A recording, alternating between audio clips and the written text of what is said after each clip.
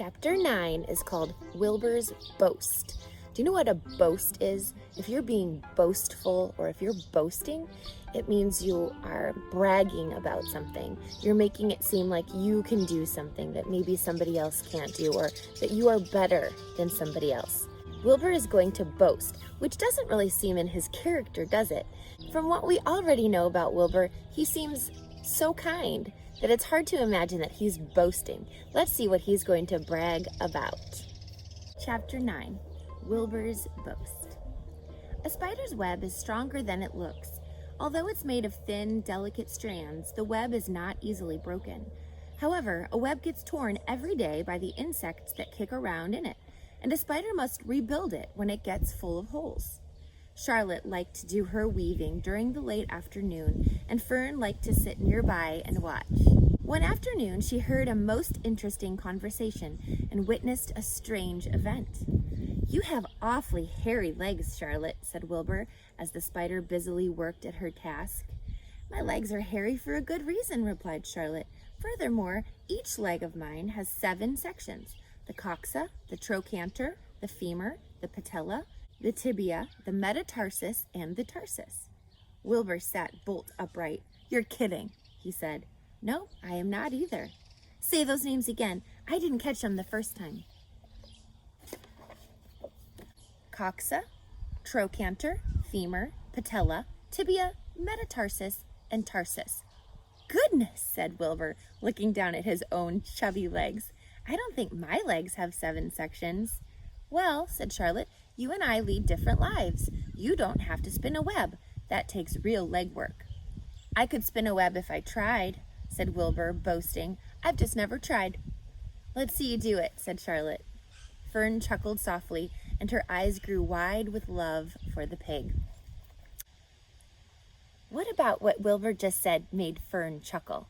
When he said, "I could spin a web if I tried," said Wilbur. "I've just never tried." So he's bragging that he can spin a web. Can Wilbur spin a web?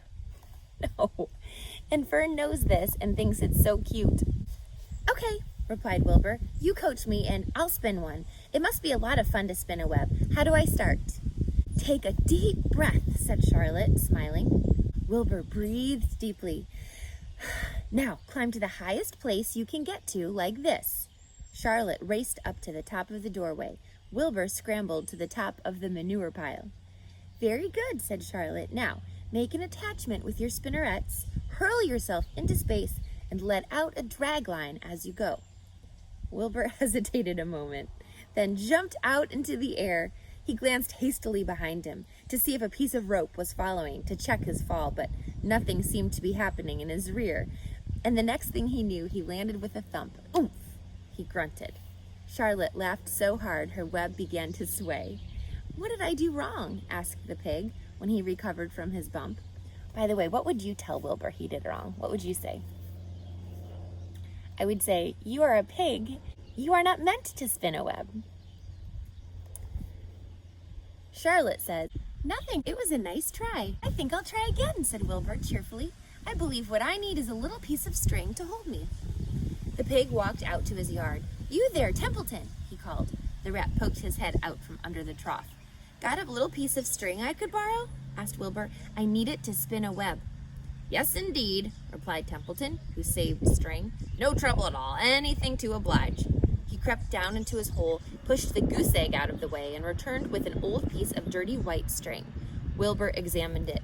"That's just the thing," he said. "Tie one end to my tail, will you, Templeton?" Wilbur crouched low with his thin, curly tail toward the rat. Templeton seized the string, passed it around the end of the pig's tail, and tied 2 half hitches. Charlotte watched in delight. Like Fern, she was truly fond of Wilbur, whose smelly pen and stale food attracted the flies she needed. And she was proud to see that he was not a quitter and was willing to try again to spin a web. While the rat and the spider and the little girl watched, Wilbur climbed again to the top of the manure pile, full of energy and hope. "Everybody watch!" he cried. And summoning all his strength, he threw himself into the air head first. The string trailed behind him, But as he neglected to fasten the other end to anything, it didn't really do any good, and Wilbur landed with a thud, crushed and hurt. Tears came to his eyes. Templeton grinned. Charlotte just sat quietly. After a bit, she spoke. "You can't spin a web, Wilbur. You can't spin a web, Wilbur, and I advise you to put the idea out of your mind. You lack two things needed for spinning a web." "What are they?" asked Wilbur sadly. "You lack a set of spinnerets, and you lack know-how. But cheer up. You don't need a web. Zuckerman supplies you with 3 big meals a day. Why should you worry about trapping food?" Wilbur sighed. "You're ever so much cleverer and brighter than I am, Charlotte. I guess I was just trying to show off. Serves me right." Templeton untied his string and took it back to his home. Charlotte returned to her weaving. "You needn't feel too badly, Wilbur," she said. "Not many creatures can spin webs. Even men aren't as good at it as spiders, although they think they're pretty good. They'll try anything. Did you ever hear of the Queensboro Bridge?" Wilbur shook his head. "Is it a web?" "Sort of," replied Charlotte. "But do you know how long it took men to build it? 8 whole years. My goodness, I would have starved to death waiting that long. I can make a web in a single evening." "What do people catch in the Queensboro Bridge? Bugs?" asked Wilbur. "No," said Charlotte. "They don't catch anything. They just keep trotting back and forth across the bridge thinking there's something better on the other side. If they'd hang head down at the top of the thing and wait quietly, maybe something good would come along. But no. With men, it's rush, rush, rush. Every minute. I'm glad I'm a sedentary spider." "What does sedentary mean?" asked Wilbur. "Means I sit a good deal of the time and don't go wandering all over creation. I know a good thing when I see it, and my web is a good thing. I stay put and wait for what comes. Gives me a chance to think." "Well, I'm sort of sedentary myself, I guess," said the pig. "I have to hang around here whether I want to or not. You know where I'd really like to be this evening?" "Where?" "In a forest, looking for beech nuts and truffles and delectable roots, pushing leaves aside with my wonderful strong nose, searching and sniffing along the ground, smelling, smelling, smelling." "You smell just the way you are," remarked a lamb who had just walked in. "I can smell you from here. You're the smelliest creature in the place." Wilbur hung his head. His eyes grew wet with tears. Charlotte noticed his embarrassment and spoke sharply to the lamb. "Let Wilbur alone," she said. "He has a perfect right to smell, considering his surroundings. You're no bundle of sweet peas yourself. Furthermore, you are interrupting a very pleasant conversation." "What were we talking about, Wilbur, when we were so rudely interrupted?" "Oh, I don't remember," said Wilbur. "It doesn't make any difference. Let's not talk anymore for a while, Charlotte. I'm getting sleepy. You go ahead and finish fixing your web, and I'll just lie here and watch you. It's a lovely evening."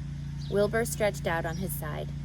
Twilight settled over Zuckerman's barn, and a feeling of peace. Fern knew it was almost supper time, but she couldn't bear to leave it. Swallows passed on silent wings in and out of the doorways, bringing food to their young ones. From across the road, a bird sang, "Whip-poor-will, whip-poor-will." Lurvy sat down under an apple tree and lit his pipe. The animals sniffed the familiar smell of strong tobacco. Wilbur heard the trill of the tree toad and the occasional slamming of the kitchen door. All these sounds made him feel comfortable and happy, for he loved life and loved to be a part of the world on a summer evening. But as he lay there, he remembered what the old sheep had told him. The thought of death came to him, and he began to tremble with fear. "Charlotte," he said softly. "Yes, Wilbur?" "I don't want to die." "Of course you don't," said Charlotte in a comforting voice. "I just love it here in the barn," said Wilbur. "I love everything about this place." "Of course you do," said Charlotte. "We all do." The goose appeared, followed by her 7 goslings. They thrust their little necks out and kept up a musical whistling like a tiny troop of pipers. Wilbur listened to the sound with love in his heart. "Charlotte," he said. "Yes," said the spider. "Were you serious when you promised you would keep them from killing me?" I was never more serious in my life. I am not going to let you die, Wilbur. How are you going to save me? Asked Wilbur, whose curiosity was very strong on this point. Well, said Charlotte vaguely, I don't really know, but I'm working on a plan. That's wonderful, said Wilbur. How is the plan coming, Charlotte? Have you got very far with it? Is it coming along pretty well? Wilbur was trembling again, but Charlotte was cool and collected. Oh, it's coming all right, she said lightly. The plan is still in its early stages and hasn't completely shaped up yet, but I'm working on it. When do you work on it? Begged Wilbur. When I'm hanging head down at the top of my web, that's when I do my best thinking, because then all the blood is in my head. I'd be only too glad to help in any way I can. Oh, I'll work it out alone, said Charlotte. I can think better if I think alone. All right, said Wilbur, but don't fail to let me know if there's anything I can do to help, no matter how slight. Well, replied Charlotte, you must try to build yourself up. I want you to get plenty of sleep and stop worrying. Never hurry, never worry. Chew your food thoroughly and eat every bit of it, except you must leave just enough for Templeton. Gain weight and stay well. That's the way you can help me. Keep fit and don't lose your nerve. Do you think you understand? Yes, I understand, said Wilbur. Go along to bed then, said Charlotte. Sleep is important. Wilbur trotted over to the darkest corner of his pen and threw himself down. He closed his eyes. In another minute, he spoke. Charlotte, he said. Yes, Wilbur. May I go out to my trough and see if I left any of my supper? I think I just left a tiny bit of mashed potato. Very well, said Charlotte, but I want you in bed again without delay. Wilbur started to race out to his yard. Slowly, slowly, said Charlotte. Never hurry and never worry. Wilbur checked himself and crept slowly to his trough. He found a bit of potato, chewed it carefully, swallowed it, and walked back to bed. He closed his eyes and was silent for a while. Charlotte, he said in a whisper.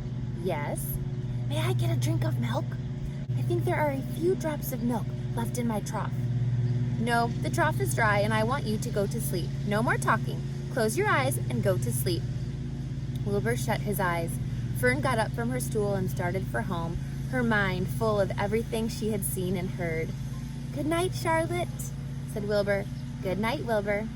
There was a pause. Good night, Charlotte. Good night, Wilbur. Good night. Good night. The relationship between Charlotte and Wilbur is really coming along, isn't it? Charlotte is Wilbur's best friend, and Charlotte in this chapter was acting more like a caregiver or a mom to Wilbur, wasn't she? I think they have such a sweet friendship. Let's find out what happens in chapter 10.